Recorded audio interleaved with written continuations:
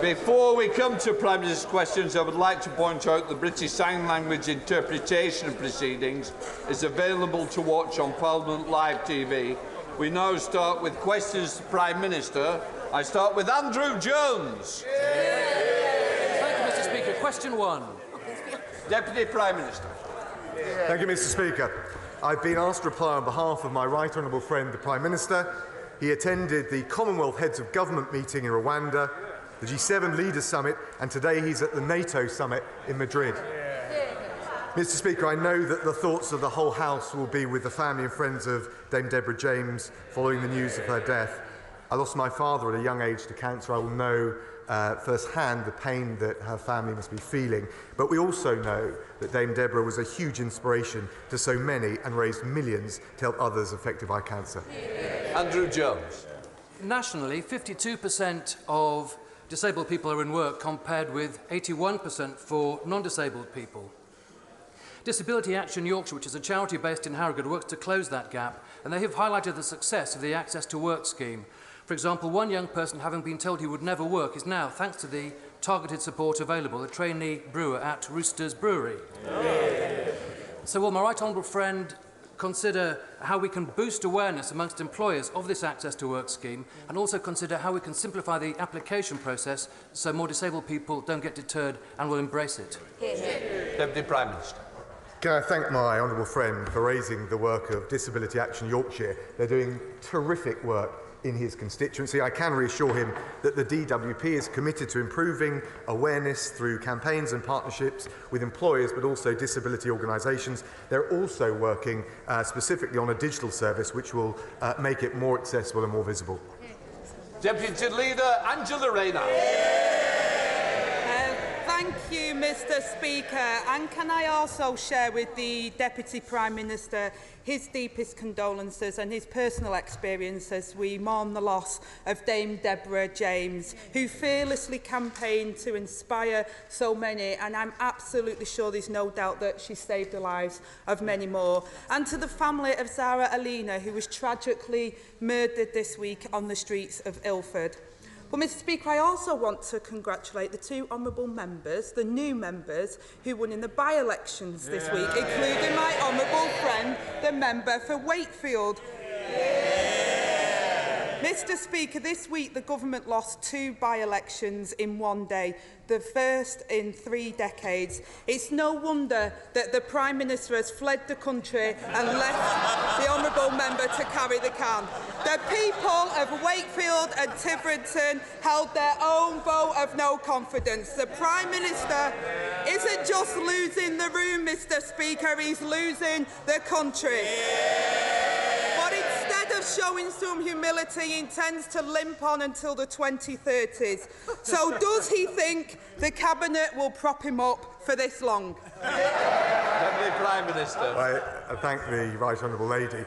I gently point out to her that we want this Prime Minister to go on a lot longer than she wants the leader of the Labour Party to go on.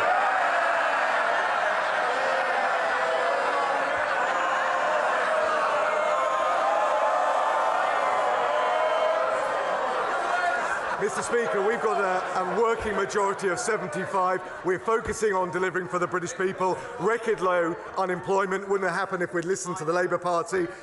More policing, tougher sentencing in force this week. Police, Courts, Crime and Sentencing Act. She voted against both, so did the Labour Party. And we'll protect the public from these damaging rail strikes when we've got the scene of Labour front benchers joining the picket lines. Here we go again, but the truth is, what I want for my honourable friend, the Leader of this opposition, is not to be the Leader of the opposition, but to be the Prime Minister of this country. And to be honest, Mr. Speaker, it couldn't come quick enough.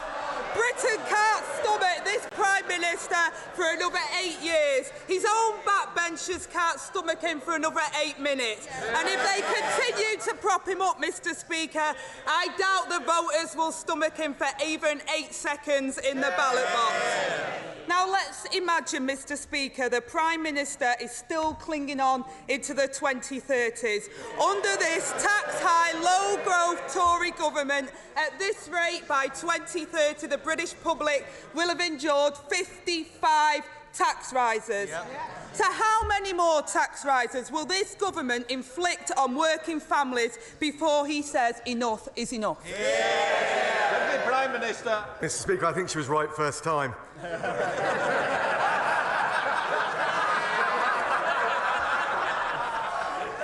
Mr Speaker, I'll tell you what we're doing.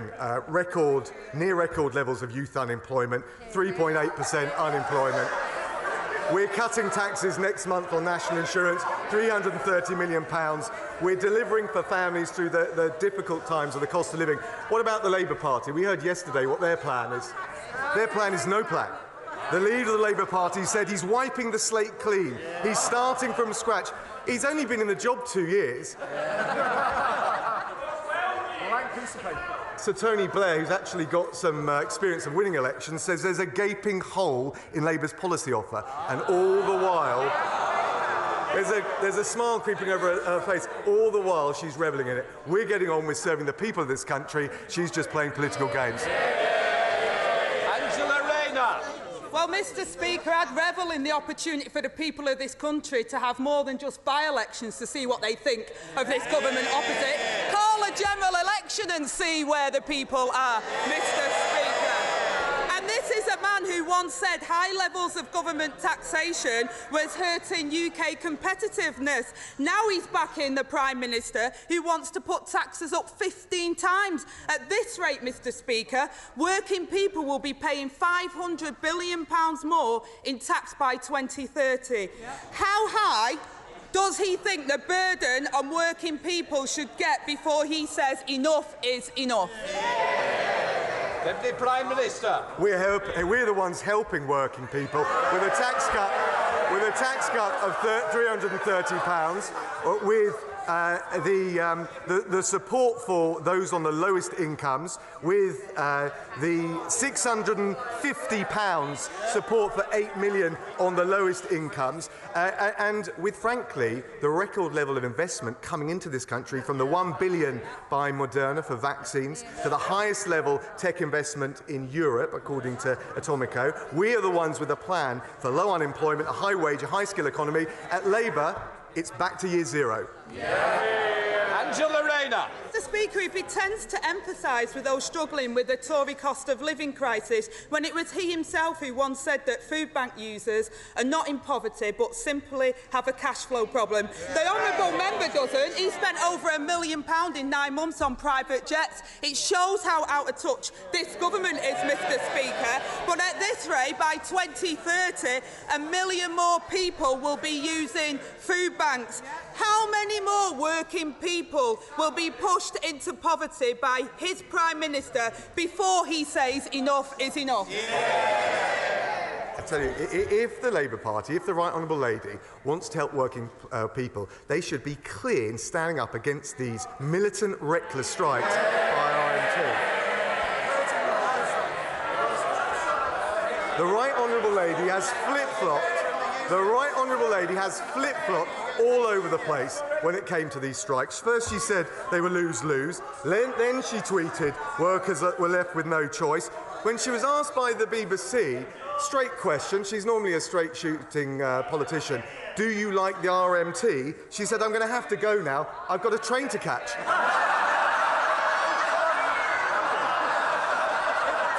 She talks about working people. She talks about working people. Where was the Right Honourable Lady when the comrades were on the picket line last Thursday? Where was she when the Labour front bench were joining them rather than standing up for the public?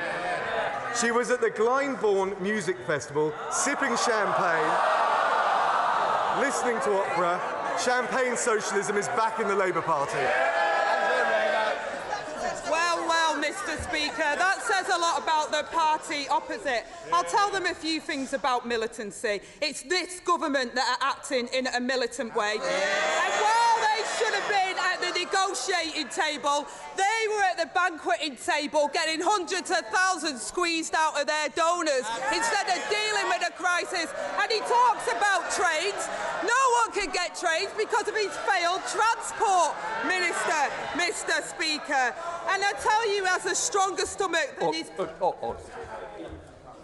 I think we'll just have a little quiet. I want to hear the question, and you'll also want to hear the answer. Angela Rayner. Well, Mr. Speaker, I think it's rather ironic that you have to intervene because of the baying mob here when they've got people through their noisy protest laws being protesting out on the street.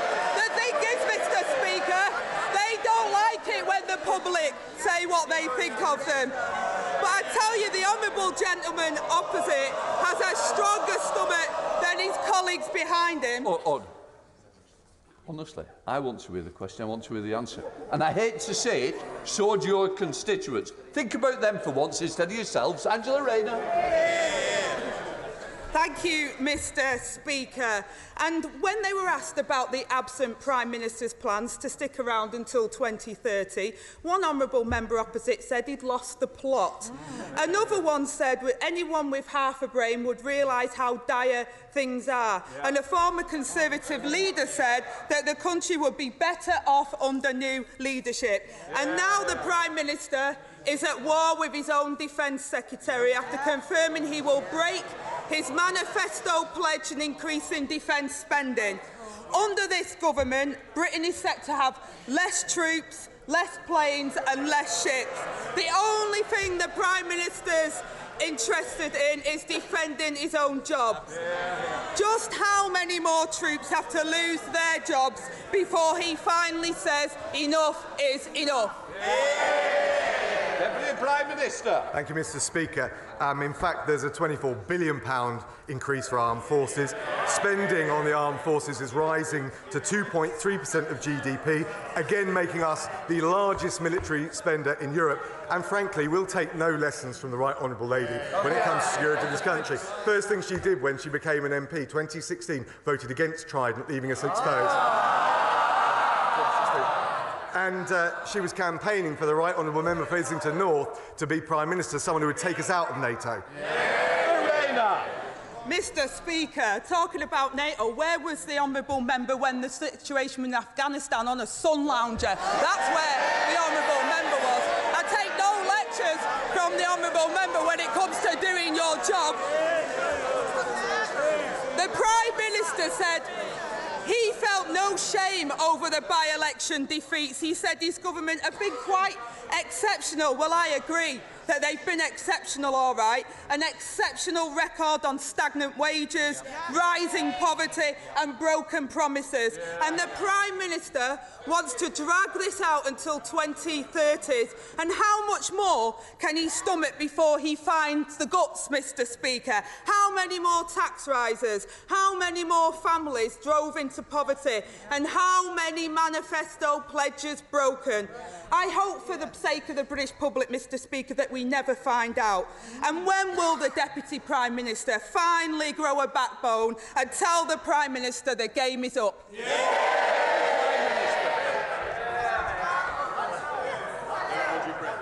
Mr. Speaker, I can't help thinking that Right Honourable Lady is auditioning for the leadership contest on that side, not really referring to anything on this side.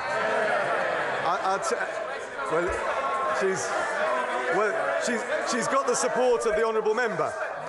Look, I'll tell you what we're doing. We're putting in place the policies to grow our economy, to help... Mr Murray, we've had a good questions already for Scotland. It's not continued. It's not your debate. Come on. Mr. Speaker, he was just announcing his support for the Right Honourable Lady in the forthcoming... We're putting in place the economic plan to help people with the cost of living. The Labour leader is getting ready for year zero. We're the ones supporting Ukraine with sanctions on Russia, with military support. The Honourable Lady voted to abolish Trident. We're the ones making the streets safer, more police and tougher sentencing under the Police Crime Sentencing Act in force this week. She voted against both. They got no plan. They're not fit to govern, Mr. Speaker.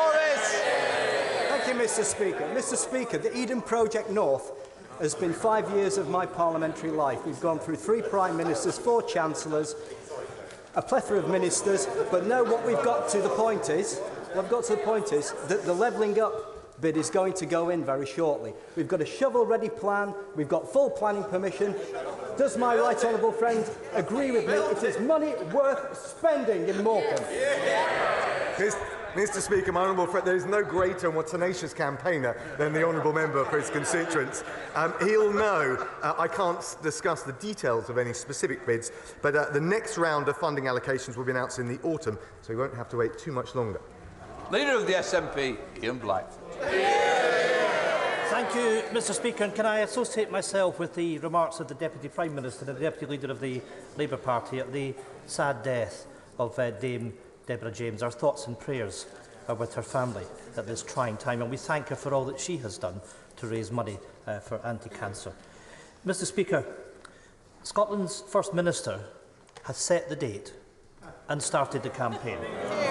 Our nation will have its independence referendum on the 19th of October 2023. The reality is Scotland has already paid the price for not being independent. Westminster governments we did not vote for, imposing policies we don't support, breaking international law, dragging Scotland through a damaging Brexit we didn't vote for, and delivering deep austerity cuts.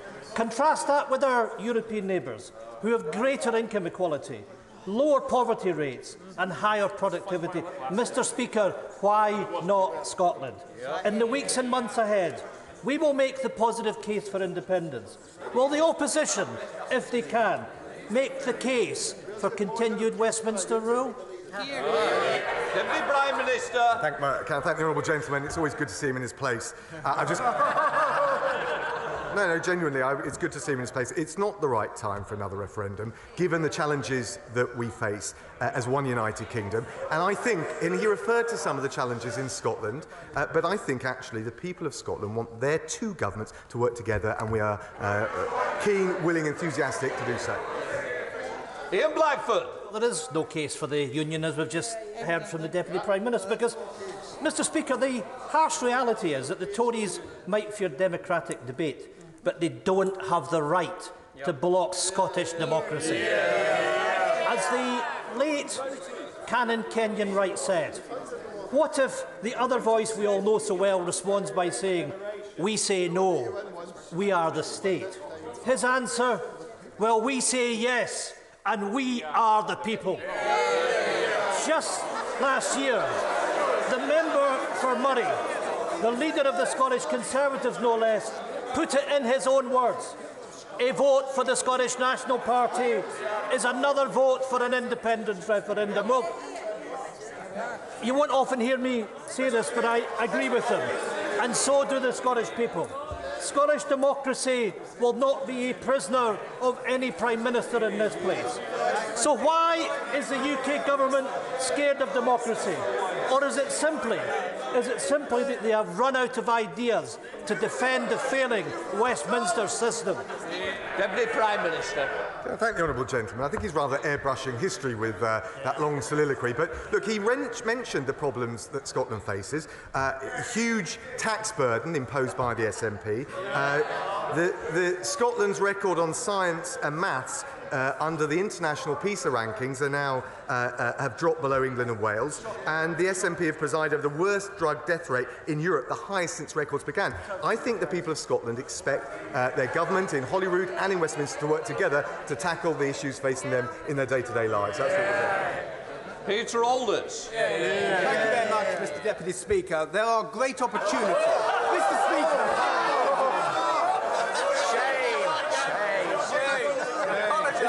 My sincere apologies. There are, Mr. Speaker, great opportunities to create exciting new jobs in low-carbon energy along the East Anglian coast, and East Coast College are up for the challenge of providing local people with the necessary skills. However, they and other colleges are finding it increasingly difficult to recruit and retain teachers in such work as fabrication, engineering and construction. Will my right honourable friend ensure that the government come up with a cross-departmental strategy to address this staffing crisis in our further education colleges, which could undermine the levelling up agenda? Obviously, Deputies Day. Come on, My honourable friend is absolutely right, and that's why we're investing nearly £52 million to support the sector in recruiting and retaining excellent staff, and in particular looking and focusing on the experience and the skills that we can often find in industry to train the next generation of technical experts. Neil Hamby. Thank you, Mr. Speaker. No country that values its independence and indeed its self-respect could agree to a treaty which signed away its economic independence and self-government. Ultimately, membership of any union that involves pooling of sovereignty can only be sustained with the consent of the people. Yes. Does the Deputy Prime Minister agree with the Prime Minister and his predecessor? Yes or no? Yeah. Deputy Prime Minister. I just say to the honourable gentleman, that's why we had the referendum a few years ago. The people of Scotland spoken, and we think it's not the right time to be relitigating this issue. John Burren. Thank you, Mr. Speaker. Speaking with Lord Ahmed yesterday, I thank the government for now listening and allowing high-risk British Council contractors still in Afghanistan to be processed immediately upon their application to the Citizen Resettlement Scheme and not having to wait a further 2 months until the application window closes. With taxation at a 40-year high, when will the government be bolder in cutting taxes, given all the evidence the world over shows that lower taxes increases prosperity, raises living standards, and better enables the government to help the less fortunate, even if such a policy means cutting spending such as HS2? My honourable friend makes an important point about driving growth in the economy, and that's why we're cutting taxes with the 130% super deduction for capital investment. That will not just create good jobs, but well-paid jobs and better paid jobs by boosting productivity. That's why we're increasing the employment allowance, which represents a tax cut of £1,000 for 500,000 small businesses. That's why we've provided business rate relief of £7 billion over the next 5 years. And of course, we're cutting national insurance just next month worth £330 for a typical employee. Patricia Gibbs. Thank you, Mr. Speaker. As Tory MSP Murdo Fraser points out, Scotland has a third of Britain's landmass, half its territorial waters, over 60% of UK fishing zones, 98% of oil reserves, 63% of natural gas, a quarter of Europe's offshore wind resources, and 90% of the UK's fresh water. Can the Deputy Prime Minister explain if his opposition to Scottish independence is because he fears the loss of these invaluable resources? Deputy Prime Minister. She's absolutely right in what she just said. There are huge assets right across Scotland, and that's why we think we're stronger together in delivering for the people of Scotland. Oliver Hill. Mr. Speaker, the Deputy Prime Minister will be aware that in North East Hertfordshire we have some of the best farmland in the country. And at a time when there are concerns about food production, food security, at a time when the government is considering rural land use, isn't it time to ensure that our productive farmland isn't covered in solar plants and that they are positioned rather on brownfield sites, on buildings and on low-grade agricultural land? Deputy Prime Minister. I think he makes a powerful point, and our 2023 land use framework will set out our priorities for land use across the country, and he's right that we've got to protect the most versatile agricultural land, and any plans for ground-mounted solar installations will have to take that very point into account. His point is well made. Rosie Duffy. So far this year, 52 women have been killed in the UK. Our rights to free speech, safe spaces, fairness in sport, and even the words we use to describe our own bodies are all under threat. Will the Deputy Prime Minister send a clear signal, as some of his Cabinet colleagues have done this week, that Britain respects the rights of women, and will he accept the cross-party amendment to his forthcoming Bill of Rights, which enshrines a woman's right to choose in law? Deputy Prime Minister. Can I thank the Honourable Lady for her question? Can I also just say at the outset what huge respect I personally have for her with the way she stood up for women's rights and frankly the appalling harassment, trolling and bullying that she's faced. The position, as she knows, is settled in UK law in relation to abortion. It's decided by honourable members across this House. It's an issue of conscience. I don't think there is a strong case for change. What I wouldn't want to do is find ourselves with the greatest respect in the US position where this is being litigated through the courts rather than settled, as it is now settled, by honourable members in this House. Bob.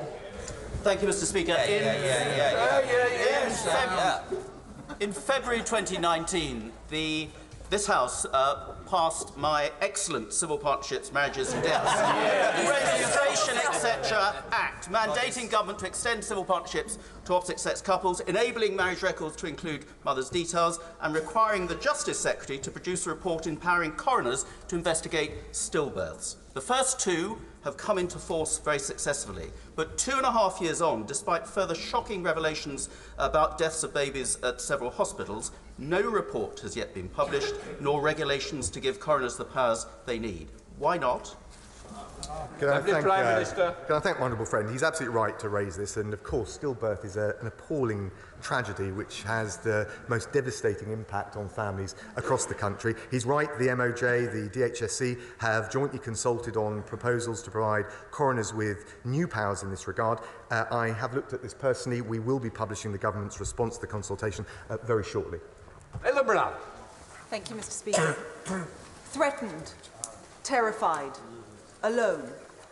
This was how survivors of sexual violence told me they felt when they were pressured into signing non-disclosure agreements and gagging clauses by their universities. No victim of sexual assault or harassment should ever be coerced into silence by the very institutions who are meant to protect them. Not at university, not at work, not anywhere. So will the government back my bill to ban the use of NDAs in cases of sexual harassment, bullying and misconduct? And will the Deputy Prime Minister consider meeting with me in his role as Justice Secretary to discuss how we'll put a stop to this deplorable practice once and for all? Deputy Prime Minister. Can I just say to the Honourable Lady, I'll look very carefully at any particular proposals she has. We've got to do everything we can to protect women and girls in this country, and also, frankly, to make them feel more confident in the justice system. That's why I'm relieved, but restless to go further, but relieved that the volume of rape convictions in the last year alone is up by 2/3. And of course, in the Police Courts Sentencing and Crime Act in force this week, we have taken extra measures, for example, by extending the time limit for reporting domestic abuse and also criminalising taking photos of a mother breastfeeding without consent. And I'll certainly look at the proposals that she's raised with me. Daniel Kaczynski. Thank you, Mr. Speaker. We are investing nearly £190 billion this year into the NHS, and yet many of us see disturbing deficiencies within NHS management, no more so than in the Shrewsbury and Telford NHS Trust.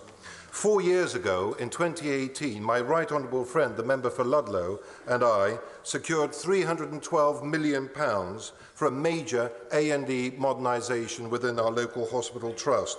4 years on, construction has still not started.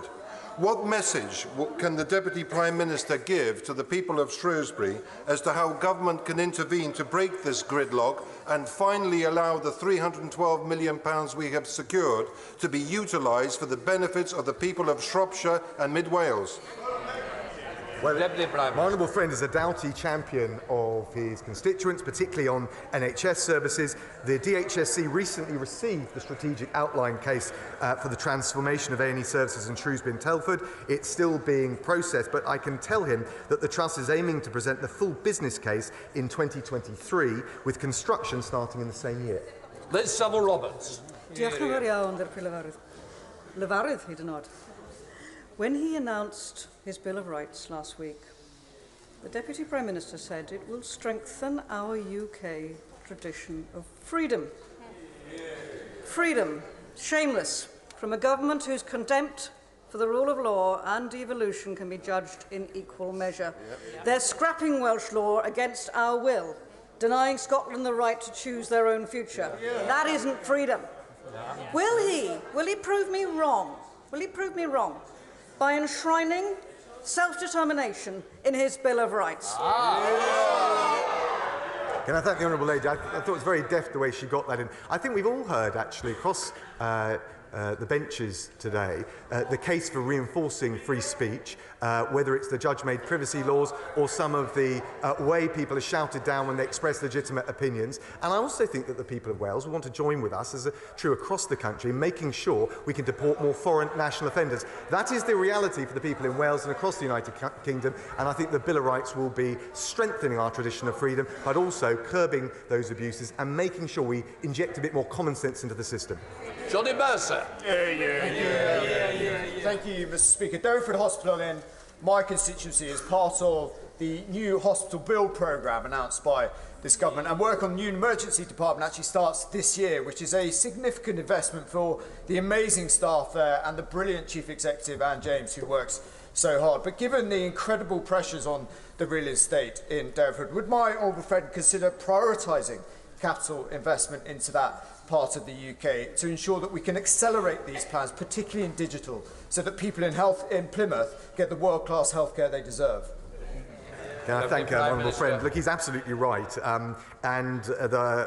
This is the largest hospital building programme in a generation, and his constituents are going to benefit very directly. I can tell him that there will be a new integrated emergency care hospital scheme for University Hospitals Plymouth NHS Trust at the Derriford Emergency Care Hospital. And yes, on tech, he's absolutely right. The facilities will be at the cutting edge of modern technology, and that will really help drive up the quality of patient care. Bill Furness. Thank you, Mr. Speaker. The victims of black cab rapist John Warboys were only able to challenge the police's failure to investigate its appalling crimes because of the Human Rights Act.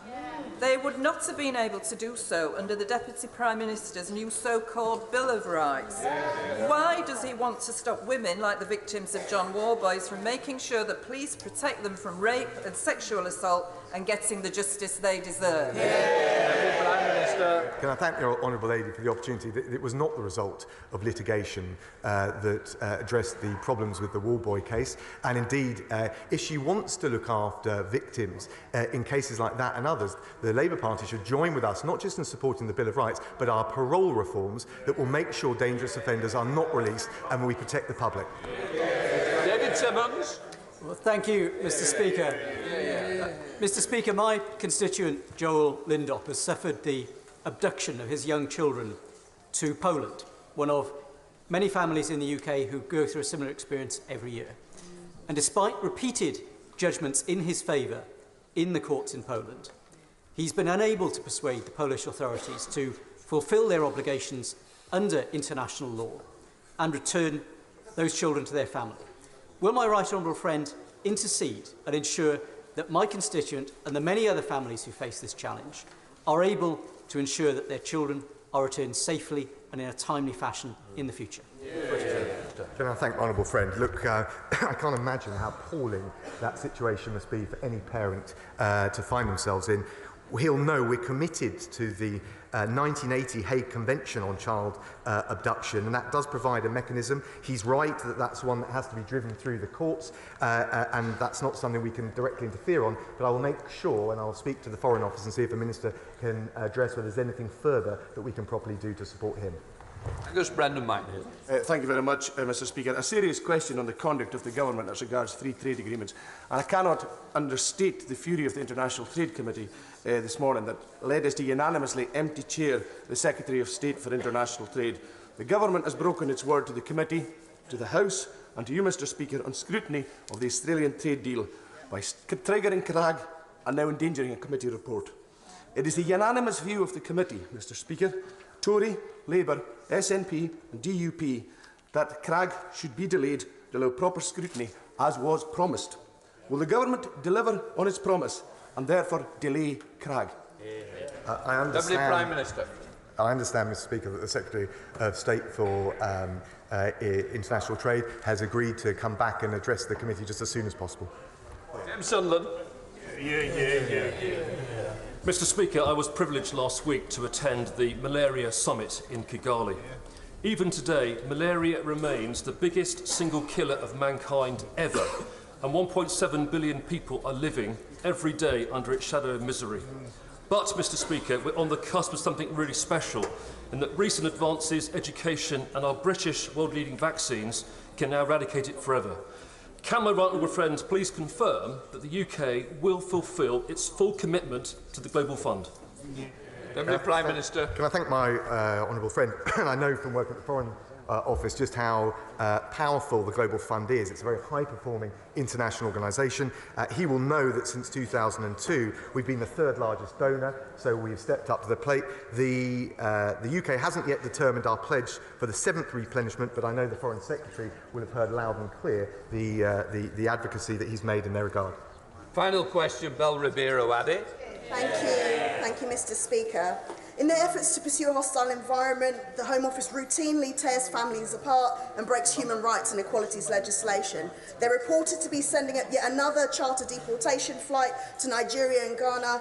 In Pride Month, they'll be deporting LGBT asylum seekers, fleeing homophobia, and grandmothers and mothers of British children who have lived in this country for over 25 years. Given that the Home Office repeatedly get it wrong and end up having to take people off these flights, can the Deputy Prime Minister tell me how many people have been removed from this flight already, and when will they stop these inhumane deportation charter flights? Deputy Prime Minister. I thank the honourable lady. She's right at least in one respect. Of course, people who come here need to be treated decently and humanely. We're absolutely committed to that. We also need to make sure that we cut down the illegal routes, and those that are here who've committed serious offences can be returned home. And the crucial thing, and I'm working with the Home Secretary, is to make sure we do both of those things. But what we can't allow is illegal routes to flourish into this country, otherwise we'll just attract more. And we cannot allow people who commit serious offences in this country to stay and continue to pose a threat to the public. Ends questions.